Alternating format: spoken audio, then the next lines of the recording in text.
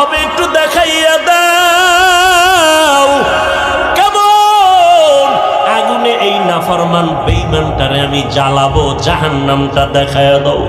এরে নবীর উম্মতের দল, জাহান্নামটা দেইখা অন্তরের পানি শুকাইয়া পাগল, ওদিকে আজরাইলের চেহারাটার আকৃতি দেইখা পাগলের মতো হয়ে যাবে।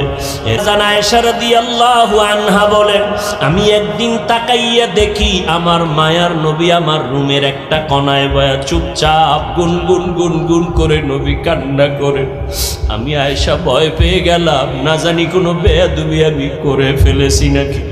আমি আয়েশা নবীর পাশে গিয়ে দাঁড়াইয়া বললাম, ও মায়ার নবী, আপনি আমার রুমের মধ্যে বসে কেন কাঁদেন? আমি আয়েশা কোনো বেয়াদবি করেছি নাকি? না রে আয়েশা, তুমি